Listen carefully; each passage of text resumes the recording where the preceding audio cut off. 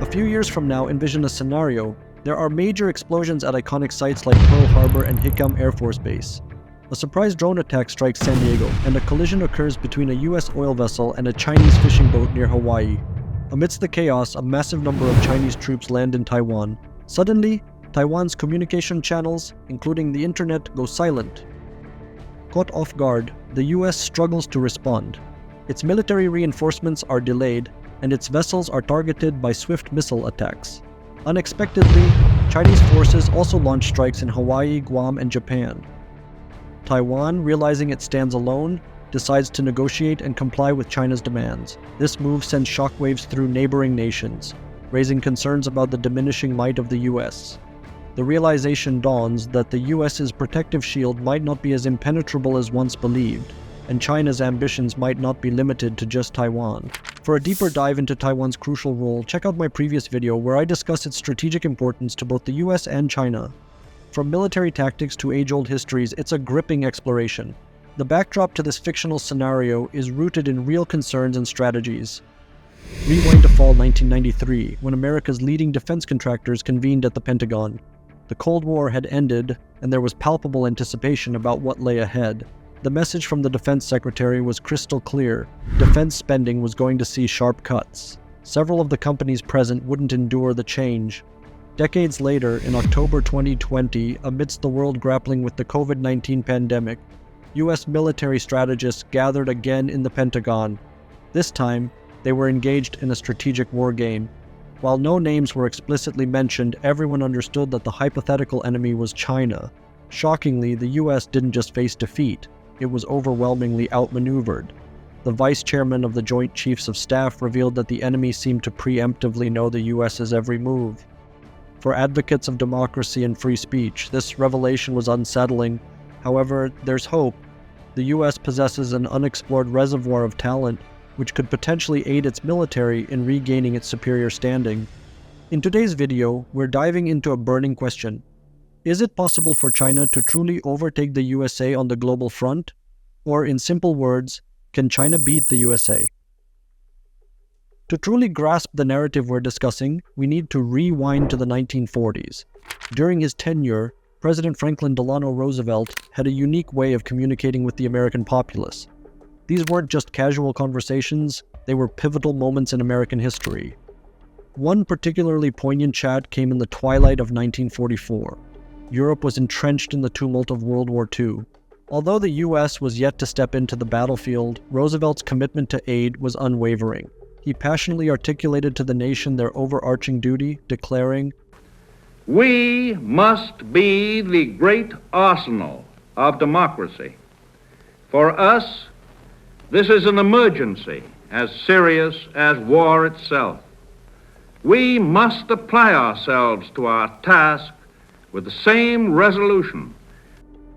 Ironically, less than a year after this profound message, Japan's strike on Pearl Harbor forced America's hand into the very conflict Roosevelt hoped to avoid. However, the essence of being the arsenal of democracy remained pivotal. In an ideal world, peace would reign and armies would be redundant. Yet our world is fraught with dangers. In such a realm, safety is derived from strength, a strength so overpowering that it deters any potential threats. This principle is known as deterrence.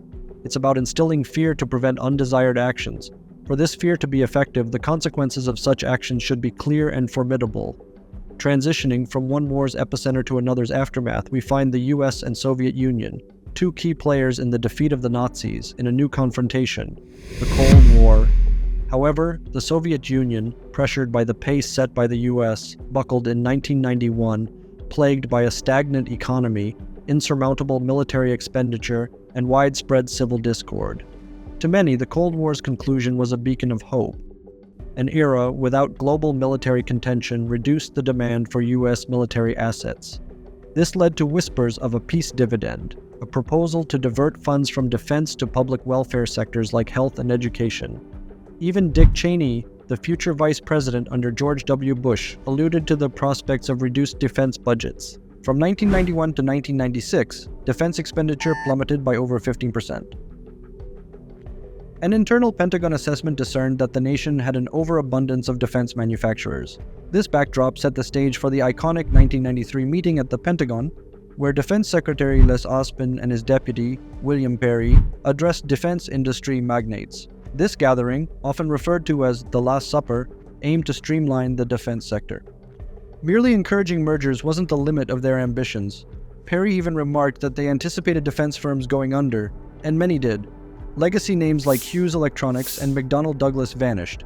The industry at its peak was losing 1,000 jobs daily. Surviving firms saw increased market shares, but the sector, rather than becoming efficient, grew less competitive, often charging more for less. At the very moment when the US was pulling back its naval strength, China was going full throttle in the opposite direction. In the 1990s, China was amid an unprecedented economic surge. This decade witnessed a transformational shift as hundreds of millions escaped poverty, and China metamorphosed from a somewhat overlooked economic entity to a global manufacturing titan and an influential player in global affairs. This newfound wealth and global position armed the Chinese Communist Party, CCP, with the resources and ambition to reclaim what they believed to be China's destined role on the world stage. Xi Jinping, more than any of his predecessors, aggressively pursued this vision. He emphasized, "We should strengthen national defense and army modernization, building the People's Army into a great wall of steel." Under Xi's centralized leadership, China has showcased a foreign policy that's not just assertive, but sometimes aggressive. Xi's aim, to solidify his grip on power, reinforce the Communist Party's legitimacy, and reshape the global system to mirror China's strategic interests. The strategy to achieve this centers around bolstering China's military. This would ensure they could swiftly react to threats, exert influence, and effectively challenge US dominance, especially in the Asia-Pacific realm. So, what exactly has Xi Jinping done to amplify the People's Liberation Army known or PLA capabilities? Recent reports and incidents shed light on this. Take, for instance, the shockwaves sent globally when China reportedly tested a new nuclear-capable hypersonic missile. US intelligence was caught off guard, not anticipating China to have advanced so rapidly in this domain. Amidst an extensive overhaul of China's military structure in late 2015, Xi Jinping granted the missile force the same prestige as the Army, Navy, and Air Force. The previously named 2nd Artillery Corps was rebranded as the PLA Rocket Force in a significant ceremony. This wasn't just for optics. China had made massive advancements in 3 major missile categories. The first in this list is the anti-carrier ballistic missiles, epitomized by the DF-21D. These missiles are meticulously engineered to target and destroy the aircraft carriers and bases, the linchpins of the US military supremacy in Asia for years. This introduces a dilemma for US military strategists. The once dominant US aircraft carriers might be rendered ineffective if they were to engage near China's shores. The second class is the land-based intermediate ballistic and cruise missiles. China has cleverly sidestepped international treaties like the Intermediate Range Nuclear Forces Treaty, giving them an almost exclusive hold in this missile category. Even though the US exited this treaty in 2019, China had a 3-decade head start in developing these missiles. Hypersonic missiles are the third category where China has a significant edge. While their speed is emphasized, it's their low-altitude flight paths that pose the greatest defense challenge. Given the Earth's curvature, radar systems detect these missiles late into their flight, making interception challenging. As it stands, the US neither possesses these hypersonic missiles nor the means to reliably counteract them. The challenge doesn't stop at missiles. China's naval capabilities have expanded exponentially. Should China lose half of its naval fleet today, it could restore it in just 2 to 3 years. In contrast, the US would need approximately 2 decades for the same recovery. Furthermore, China has entered the elite club of nations boasting the nuclear triad, the capability to launch nuclear missiles from land, air, and sea.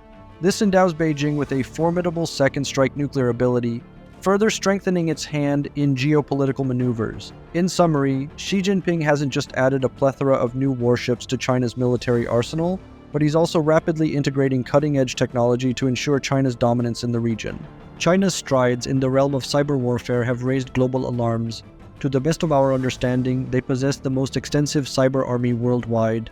An enormous part of their national budget is being funneled into pioneering dual-use technologies. Their ultimate aim? To ensure that the People's Liberation Army holds unparalleled dominance on any battlefield.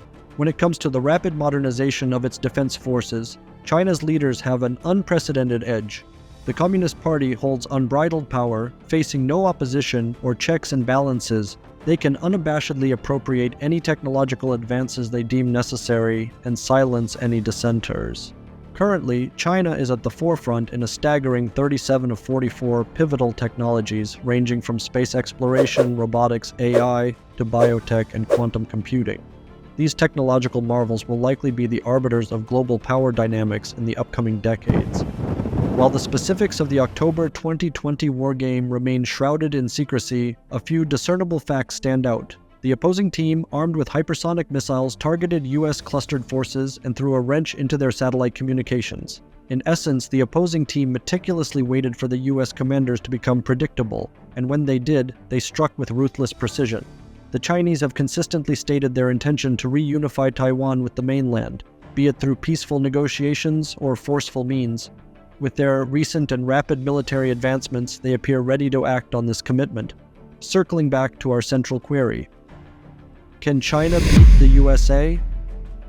Newsham, a senior fellow at the Center for Security Policy and the Japan Forum for Strategic Studies, asserts that the Chinese army has the capability to mount a full-scale invasion of Taiwan. Learning from Russia's strategy in Ukraine, he anticipates China would employ a tactic of surprise, deploying overwhelming force to swiftly seize the island.